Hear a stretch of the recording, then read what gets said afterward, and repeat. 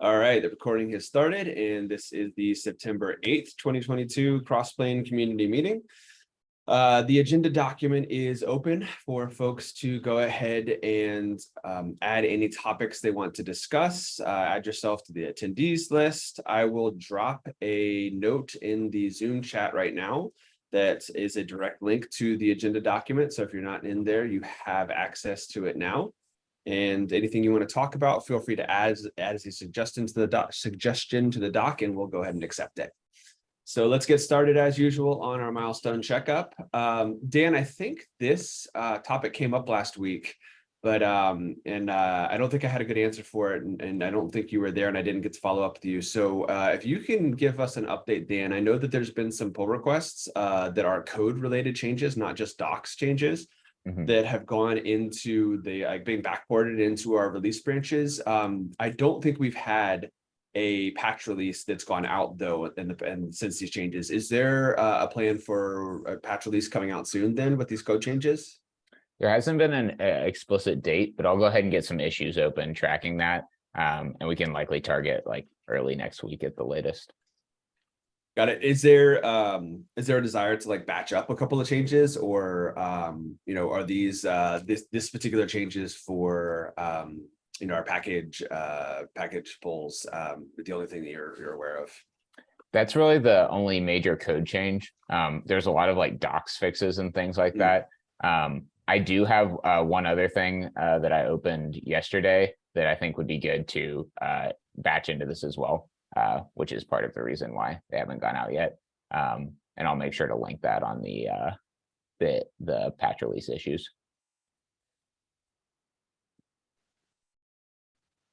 All right, great, Dan. Thanks for that update, man.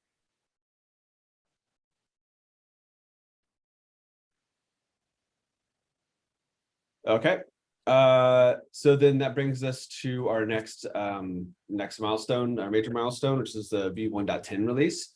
So there was a little bit of confusion, and I take accountability for that. So sorry about that. Where in this community meeting venue, we had discussed that we had made the change to do quarterly releases as opposed to every two months-ish time frame. And so we talked about that. We've talked about the October 18th date. That's been there for a while, but I did not follow up into any other of our venues where we track releases. So I caused some confusion for other project maintainers where we almost started to do a release last week accidentally. So that's been cleaned up. And so for instance, on the release table now, we've got the expected 1.10 release dates. The tracking issue for 1.10 is appropriately set for October 18th now as well. And the community calendar has been updated so that the code freeze, the feature freeze, all those milestones associated with the releases is on a quarterly cadence when the correct dates as well. So all of that confusion has been cleared up now, and we are still targeting towards October 18th as our 1.10 release dates. And once again, sorry about the confusion, everybody.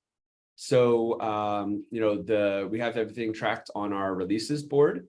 There is still some, I think some organizational effort that needs to be put into this board where we're using this as kind of a entire overview for everything that's going into Crossplane releases and the roadmap as well. So, I want to be able to segment this by specific release so that you can, use this board and a view onto this board to see what's in 1.10, what would be in the next release, 1.11, all that sort of stuff. And so we can get a little bit better segmentation of the data here that's on this board. It is in pretty much priority order, where the backlog is ordered in things that I think are pretty important or near the top of it here. So that will continue to remain, true to, I think, some of the roadmap ideas we have. And then everything else is kept up to date in terms of what's in progress, what's in design, what's already been done, et cetera. So are there any updates that folks want to make to this board or things to call out, things that we're working on, et cetera?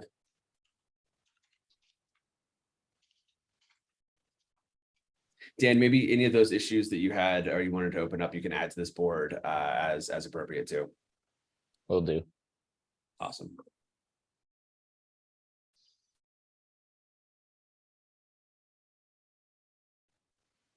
All right. So yeah, this board is fairly live. And if anybody wants to members of the organization, have the ability to update issues and assign themselves to them and things like that. So that would be reflected on this board when that happens. So I don't think there's a lot of intervention that needs to happen from like the project maintainers, let's say, when there is something that you want to work on and something that you're trying to drive to be included in a release. But do feel free to reach out to me and sync with me anytime, though, to be able to talk about including things in releases or getting the support that you need to be able to drive things. Or just project management, labels, organization, assignees, all that sort of stuff. Feel free to reach out to me anytime for that stuff. Okay, sweet. So that's the Crossplane core releases and plans for that. Let's move on to providers then. I just took a quick pass at some recent provider releases. So for instance, I think maybe Christopher, it was like an hour or so after the last community meeting that we got out the V0.31 for provider AWS. Do you want to go ahead and give us a little bit of overview of the important changes in that? Yeah, so I guess in the glue space, we had a lot of rework done by folks from Deutsche Bahn. So they changed a lot of fields to make it more than the rest we have over the resources. And it's now possible to use fully also the update and this up-to-date functions for glue for all of the resources we have in this space. And I guess the rest of the release was one thing for databases. So there's also now possible to restore from more sources the databases. And yes, and also a few things we handled in my company for the B cluster update. It's now possible to update database clusters with all the fields. Yes, that's all. Awesome. That sounds good. Thanks for getting that release out as well, Christopher. All right. Yeah, so a couple other releases like the Jet Palette, the provider Jet Palette one had a release recently. The providers VA had a release as well. So you can see, dive into those release notes as needed, and anyone is welcome to add, since the ecosystem of providers is continuing to grow, if anyone is welcome to add links to releases of their providers here as well, and we can always talk about them. All right. We can keep on moving then, I think, to now we'll go past the milestones and releases section and we'll go into the community topics. So we'll start with content, recent content here. A couple of good pieces of like content with blog posts and live streams, et cetera. Dan, do you want to kind of give us a quick overview of some of these popular live stream videos you've got? Popular seems perhaps inaccurate, but these are some examples of updating the providers, which I'll talk about in a bit, to using the bundled package format, where the same image is used for the controller and the package. I'll go into a little more detail on that, but these are just me doing that. So they're not very exciting, but if you're interested in following along and learning a little bit more about how the build submodule works, we go through like a little bit of the precedence order and make targets and things like that. So feel free to check those out. I think they do expire at some point. Which is going to be my question. Yeah, which is probably fine, honestly. I mean, like I'm fine with us saving them, but we need to sync them to YouTube or something like that. But it's a lot of hours of me just doing that. So I'm not sure how much folks want to engage, but could be useful. So. Awesome. Yeah, thanks for sharing that, Dan. I think that we've gotten, or you, not me, you've gotten some good feedback on people enjoying, being able to watch the experience of, live programming and building things for Crossplane and kind of having that available as an educational aspect and perhaps an inspirational aspect of it as well. So I think the folks in the community enjoy you doing that. So thanks for doing that. Awesome. So I definitely wanted to call out this piece of content here. So Mauricio Salatino, he's been a long time fan and contributor to the Crossplane project, and so he wrote up a pretty well thought out article about where Crossplane is in 2022, and some potential feedback and some a critical eye to the project, which is insightful and really helpful, I think. So this is super useful. I think great for anybody to read through and catch up on some well-formed opinions about where Crossplane is. And there's definitely opportunities to collaborate and push some of these initiatives as well. So definitely thanks a lot to Mauricio for writing that up. That was time well spent, and I definitely appreciated that. And then the last one is that Aaron Torgerson presented with some of the team at the VMware Expo. I can't remember what it's called, and I apologize. But presented on an integration between Crossplane and Tanzu. And so now the recording is available for this. So on this link here, I think you can click it and you can watch that recording if you're interested in that. All right. So this will be our final updates, I think, on the LFX mentorship summer term. So we have completed the term with Rohika and with Parul, and the projects are finished. The final evaluations are in. So we have yet another successful mentorship experience with folks from that are still in university and contributing to their first open source project and getting involved. So once again, thank you very much to Rohika and to Parul for contributing and being part of this mentorship program for the summer here. And we're looking forward to hopefully having more contributions from both of them, and hopefully they'll stay involved and keep helping out with the project. Did you want to give a quick update then on Parul, since you're a mentor for her of what we have there and potentially next steps for where we might want to take it in the future? Sure. So Parul worked on pulling private packages with Crossplane. Some folks may be familiar with the machinery that we use to do this. It's based on Go Container Registry, which is a pretty popular library.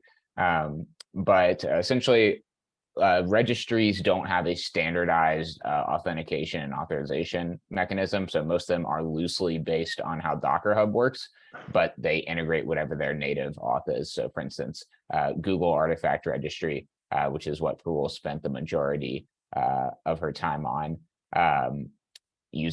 typically uses Google service accounts to be able to authenticate. So there's a variety of different ways you provide this credential data. And so what we want to do is have automated tests to make sure that any updates, such as bumping our Go Container Registry version or any change to the package manager, aren't going to break the different scenarios. Now, this is a fairly specific one that is addressed right now with Google Artifact Registry, but the machinery that Parul put in place can be applied to a lot of different registries. I know the issue we were just talking about that we want to include in the backport was with clay.io, or however Red Hat folks say that. But there was some issues with authentication over there. So that's an example of something we could catch with these ongoing integration tests that we run on a schedule. So that machinery is in place, so we can continue to expand that to test against multiple registries and make sure we don't have any regressions. Yeah, awesome, Dan. Thanks for that summary. And yeah, so then I think we're in a good place there where we've got recurring testing logic to make sure that we don't regress with private package pulls with the Google Artifact Registry. And then we have everything we need to continue adding more support for other registries over time. So I think that's a great place to get that project. And then quick update on the Rohika's project. Her intent was to be able to detect breaking changes in CRDs and report back on them in PRs. So we got to the logic of detecting a couple different cases for when a CRD may have breaking changes. The next step there, after if she wants to continue contributing to it after the term is over, would be to integrate that into pull request workflows, so that when you're creating new pull requests, we'll automatically scan the CRDs that are potentially affected by that pull request and report on any breaking changes there within that context. Right now we have we have the logic, and then we have it unit tests to exercise it and verify the logic, but it's not integrated into the PR workflows, which is a big step there. So that's something that's not yet done, but more contributions to continue that effort are certainly welcome. Okay, sweet. So yeah, we talked about this before. KubeCon North America, I think we're 1 month out or so.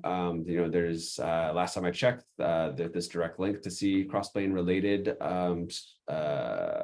talks. There's 8 of them.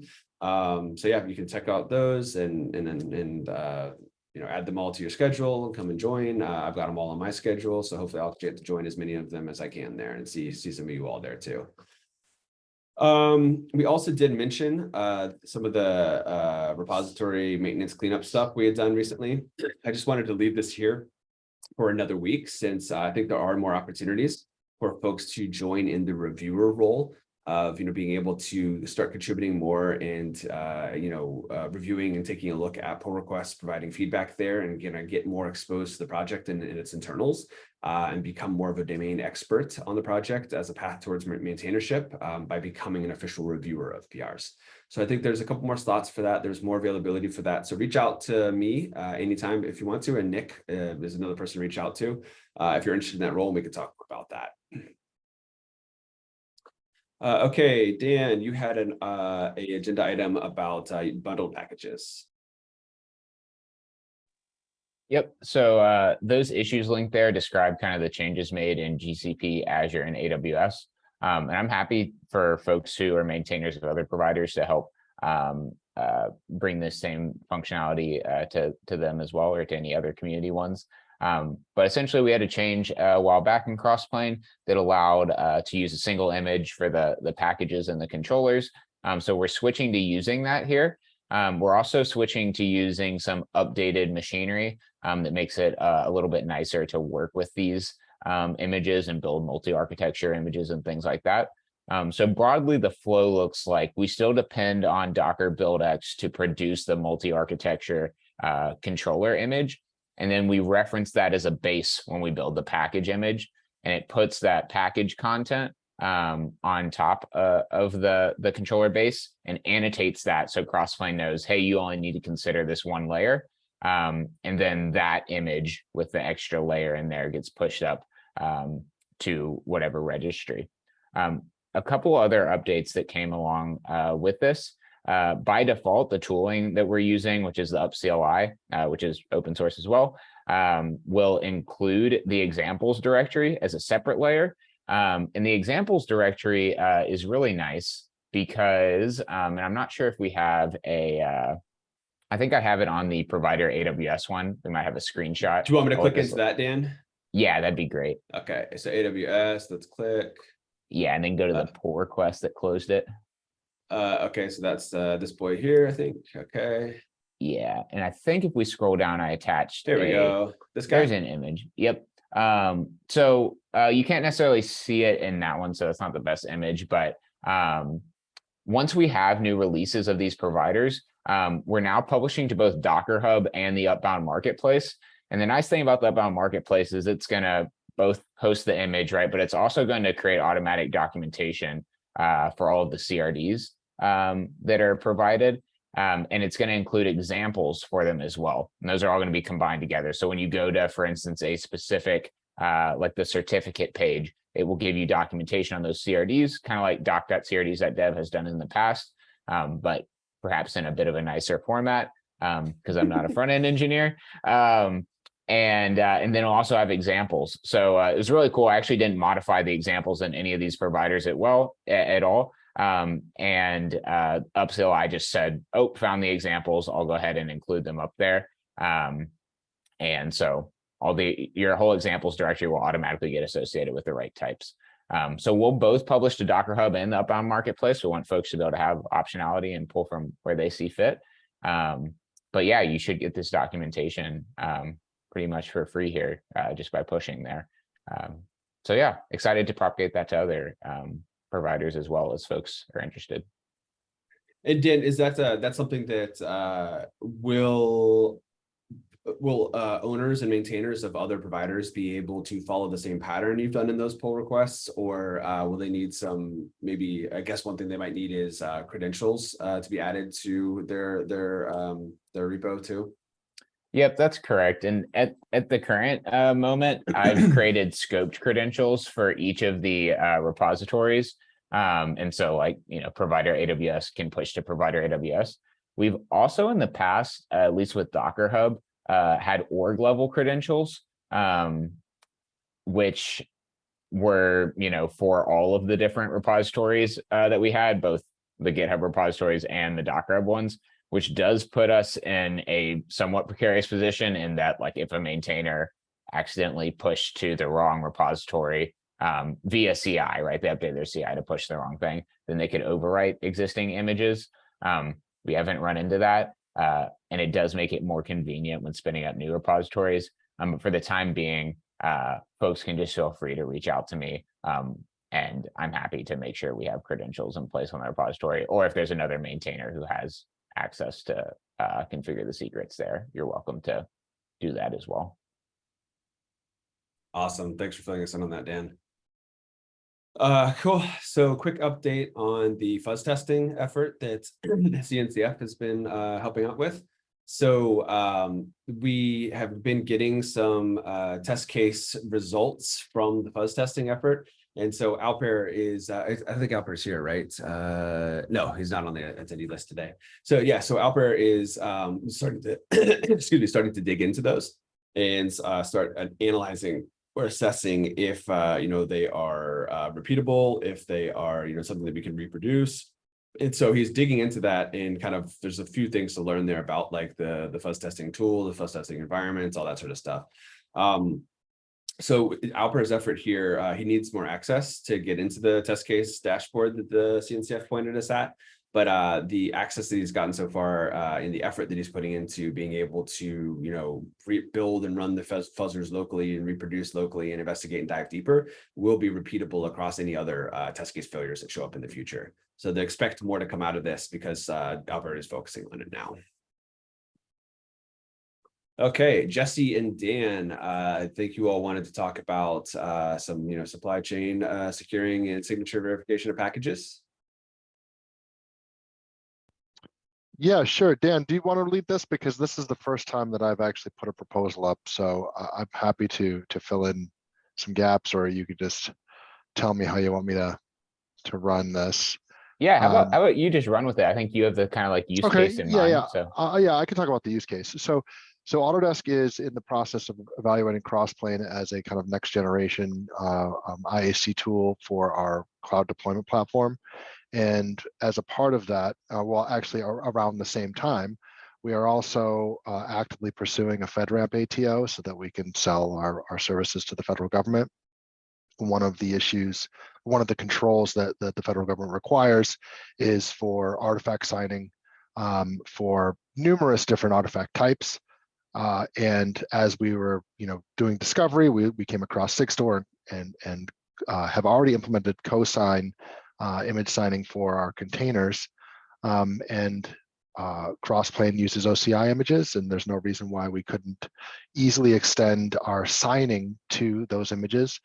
The validation is something that we need to kind of do some work on. So this proposal is for modifying the Crossplane package controller, I believe the package controller, to check and validate cosign signatures in a minimal viable fashion.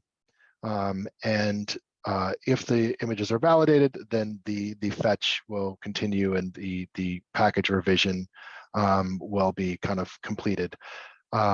So I'm not as well versed in how the package manager works, but I did do a lot of discovery, which you'll find in this proposal.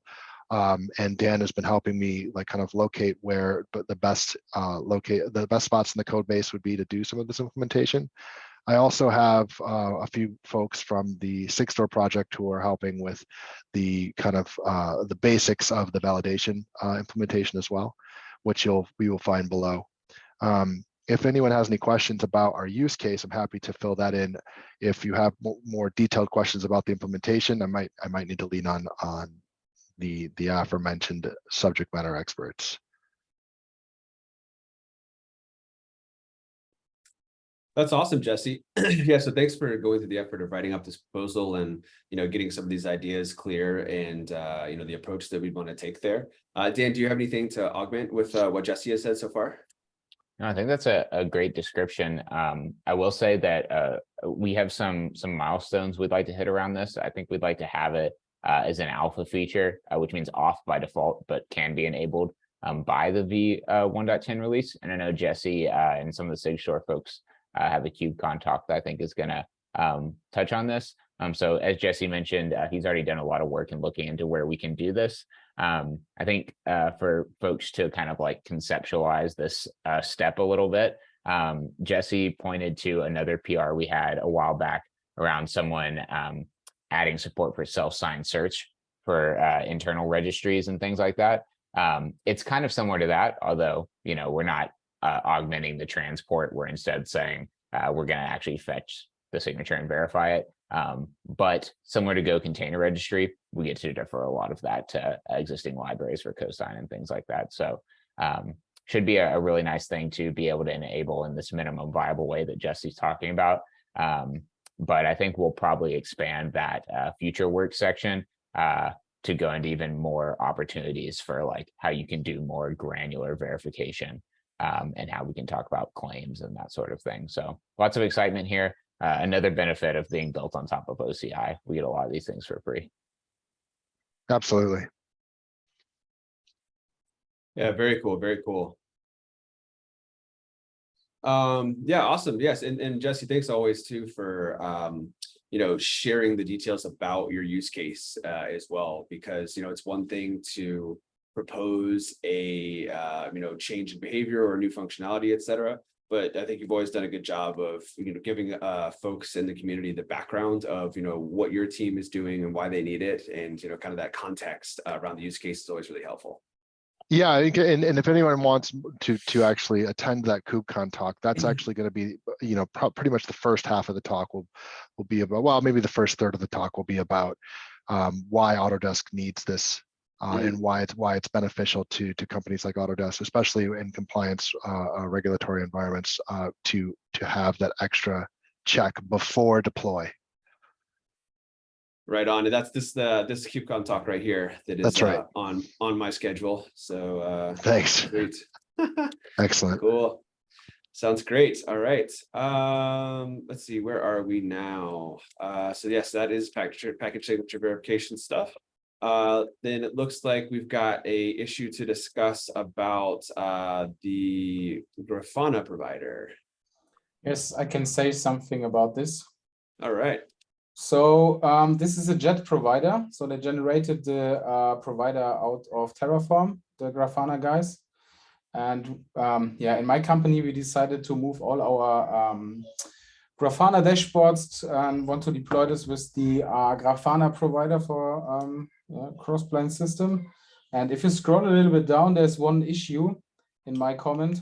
In a dash, if you have in the dashboard a variable like DS Prometheus, the jet providers will trying var substitution when you deploy the dashboards, and this leads to the issue that DS Prometheus is var substituted with a null value, and you need to modify every dashboard with if you use a variable, you need to add a dollar in front of the variable, that the var substitution knows that this is a variable of the dashboard. And my question is if it's possible to disable for fields the var substitution in the jet providers, because I can't find anything in the documentation about this, because it's very annoying to change tons of Grafana dashboards and add a double dollar for all of the variables. And I guess Bob also entered a comment afterwards. So what you mean exactly? So if you deploying the dashboards directly with Terraform, there's no issue with the var substitution for the config JSON field. It's only a problem if you're using the jet provider. Got it. Yeah. And Christopher, so you said you started looking into you know, where this type of fix could be more generally applied. And so did you, and it sounds like you, with that investigation, you weren't quite clear about where that would need to be affixed, or like what the proposal, or what the impact would be exactly. Yeah, I don't know where we can fix it. I guess in the TerraJet things, we need to fix this or make an option that you can disable var substitution for fields. I don't know, but I didn't find anything, and also got no replies in the community for this. So that's why I'm added this to the agenda. Got it. Is there a discussion, like a link to a discussion that you were starting on this? Is it in Slack, or is It's there an in issue Slack. that- Yes, it's in Slack. Okay. Yeah, feel free to add a link to that here. So we have that, Yeah. in addition to I this will issue, do we it. have where that discussion is happening also. So yeah, and I definitely know that I do not have the expertise or the understanding of the TerraJet-based providers and their pipelines of how this might be inserted in there. So I will certainly defer to anybody else on the call that may have that information. But then I'm also looking for a couple names that would have a good sense of that, and not seeing a few of those folks today. So we might not have the expertise to get a good answer on this one today. Yeah, I will get this. Yeah, so we could probably follow up then with like Alper or Muafik, one of those folks might have some good insight into. The first thing I want to identify is what is a potential fix here. What does it look like? How scoped is it? What does it require to roll it out? All that sort of stuff to get a good sense of the scope, and then we can go from there. Yeah, thanks. Yeah. Cool, awesome. Yeah, thanks for bringing that up. Let me accept that link. Yeah, I think, Christopher, I want to just give you edit access this document too. We get a lot of like things there to just accept. Like, may as well just give you edit access, honestly. Yeah, Chris, if you want to send me just a message on Slack of like what email to use to add you to an editor here, then I'll follow up on that, man. Okay, thanks. Sweet. Okay, so then let's move on to a quick topic here. So Christopher, as a maintainer of provider AWS, has proposed to go ahead and add Mr. MX Max as a maintainer of provider AWS as well. Looks like it's getting plenty of support from the rest of the maintainer team.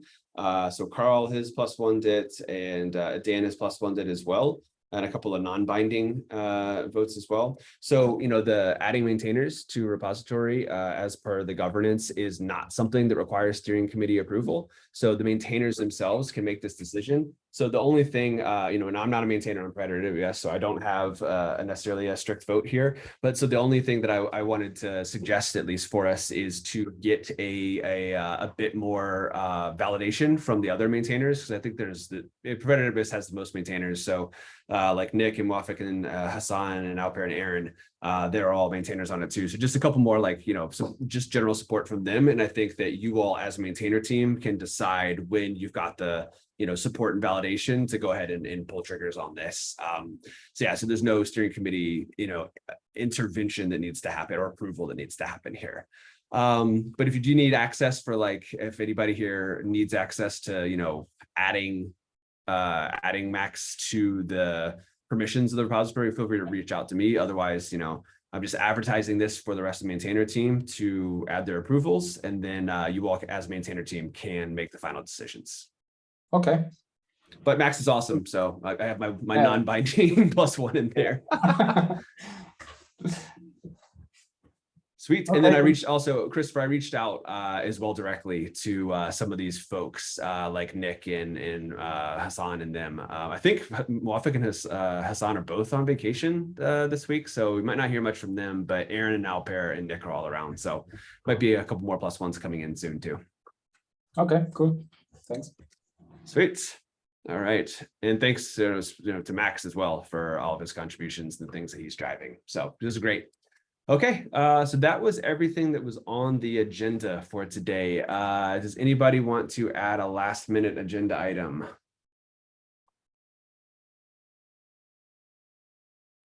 I write it you directly, but I can bring it on the agenda. I will add it at the end. It would be great to have it. Oh, items. Sorry. Let me check. Nice. I had some, yeah, some new page. It would be great to that if we can get for this for the 110 release, because it's very annoying that this is not working in patch sets, the 2 composite field path, and that and you need to you get not a real error message that this is not working. The only thing you find it out is to find this issue, and then you write your 2 composite field paths without the patch sets. And yes. Yeah, Christopher. I don't know. This was something in our situation, it took 2 or 3 days to find out why the 2 composite field path patches are not working, and it was because that was time instead of wasted. Dang, dude. Yeah. So yeah, I totally support that as well. This is a bug that kind of concerned me, and is kind of a landmine out there for folks to unfortunately step on. So we don't want that. And I did go ahead and add it into the Crossplane releases backlog and prioritize it there. So it does not have an assignee, a direct assignee right now, but this is something that totally has my support of, it'd be great to include that on 1.10. We've got the help wanted label on it. So if somebody wants to pick this up, they're more than welcome to reach out, get it assigned, and run with it as well. Because I think this is a bug that, is behavior that is going to cause more problems for people. And I think it would be good to have it included at 1.10. Yeah, that may be something kind of interesting for myself, even if I get time to do a little bit of Crossplane code. This could be a nice little juicy one to take. I'll keep that in mind as well, Christopher. But certainly no guarantees on that one. I don't know what I'm doing most of the time. Okay, sweet. So I'll actually, I'm gonna go ahead and move that one up, Christopher, for issues here. Patch sets.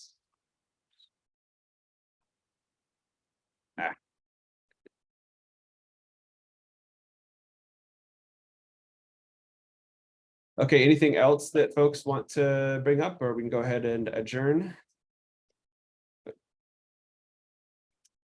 All right, well, that's everything. Then good to see all of you all today, and some of you yesterday as well. We'll see you online and in 2 weeks of the next community meeting. Bye. Take care, everybody. Thanks. Thanks a lot. Cheers. Bye.